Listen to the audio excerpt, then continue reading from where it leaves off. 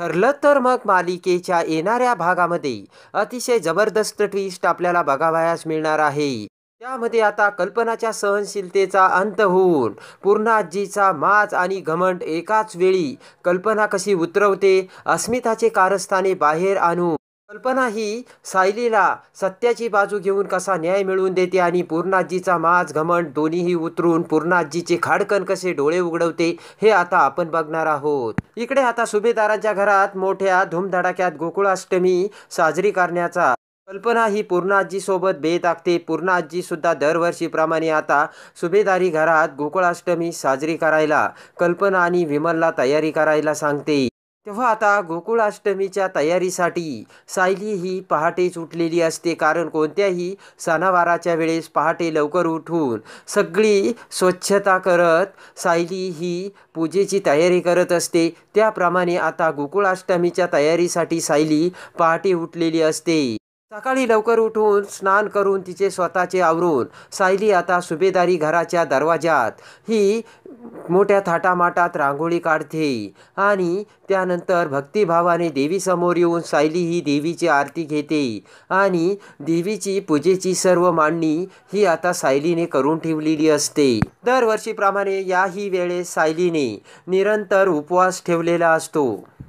त्यानंतर अस्मिता नेहमीप्रमाणे उठून बाहेर येते, तर अस्मिताला सगळे अंगण हे सुंदर आणि साफसफाई केल्याचे दिसते. त्यानंतर घराच्या दरवाजासमोर सुद्धा सायलीने काढलेली ती सुंदर रांगोळी अस्मिता बघते. सर्वत्र धूप अगरबत्तीचा खमंग सुगंध दरवळत असल्याचे बघताच अस्मिता म्हणते की आज गोकुळाष्टमीच्या दिवशी या सायलीने तर मोठी तयारी केली आहे आणि आता पूर्णाजी समोर ही सायली क्रेडिट घेणार, असा आता अस्मिताच्या डोक्यात विचार आलेला असतो.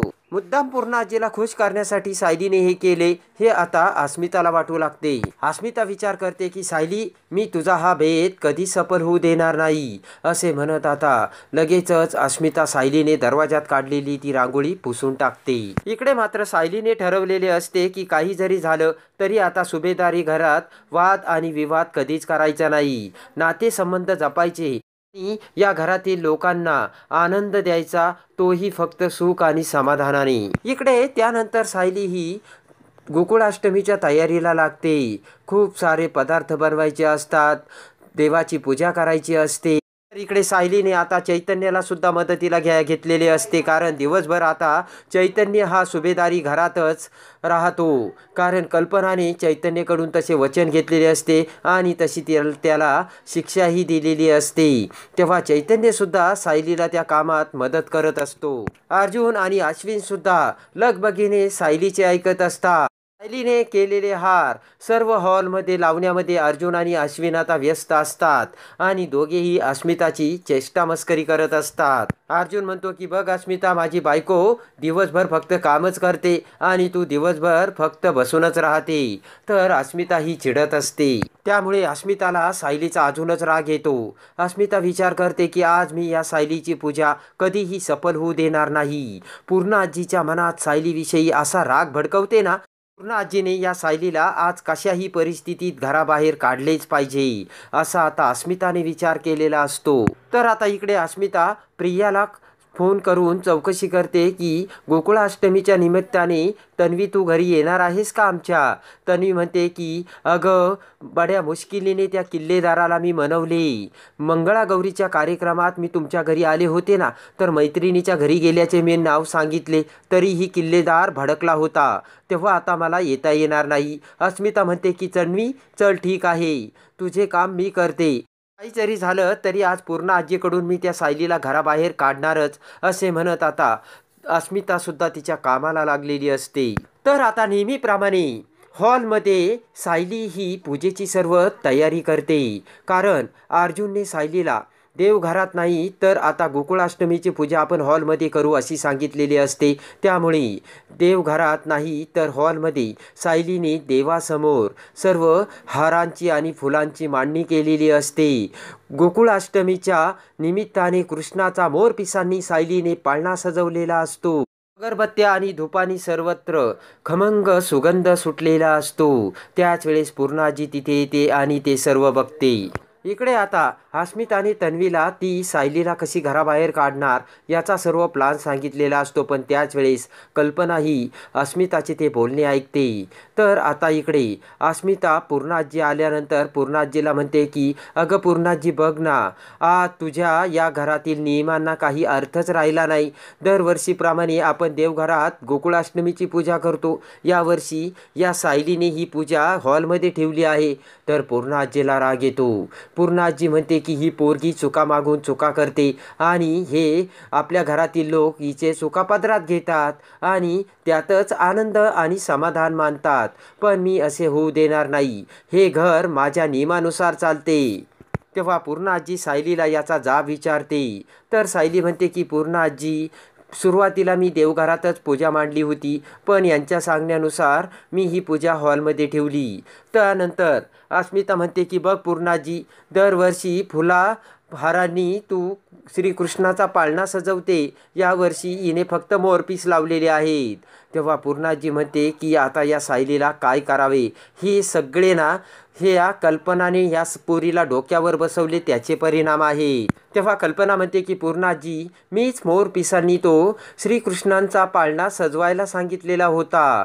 तर पूर्णाजी म्हणते की अजिबात चालणार नाही, हे सर्व ही पोरीचे नाटके आहेत.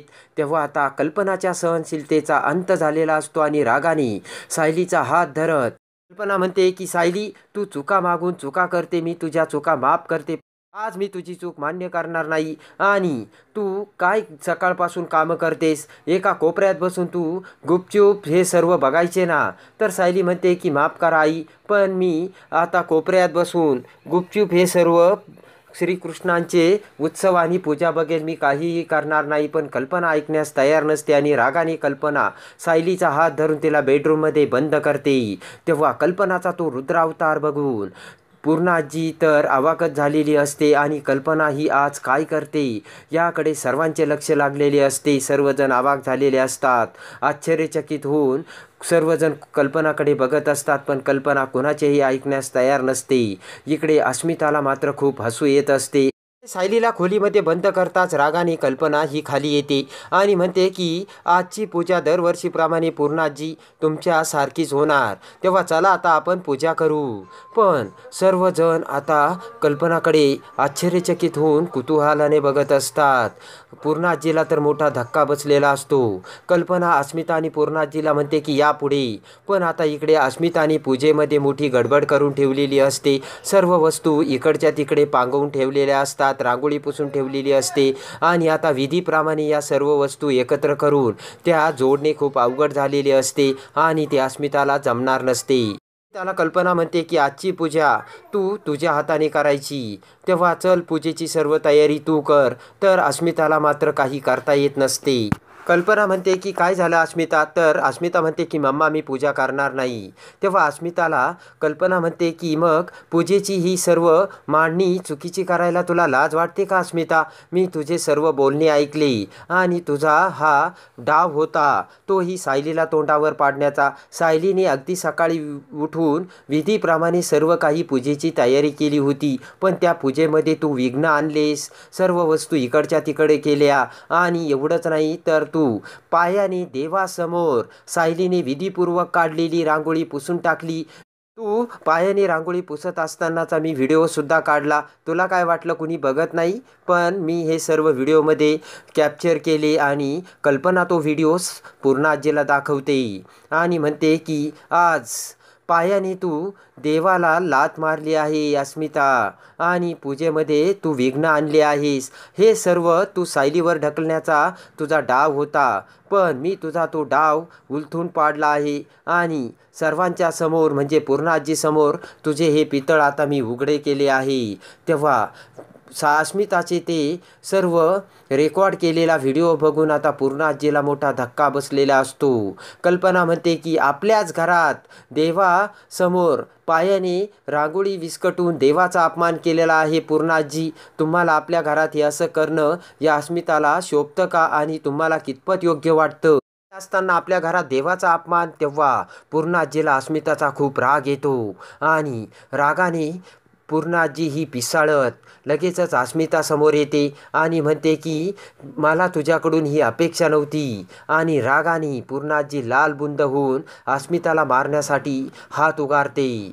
पूर्णाजी म्हणते की अगं तू मला त्रास दिला असता तर चालला असता, पण माझ्या घरात माझ्या देवासमोर तू ह्या अपमानास्पद गोष्टी केल्या, मी तुला कधीही माफ करणार नाही.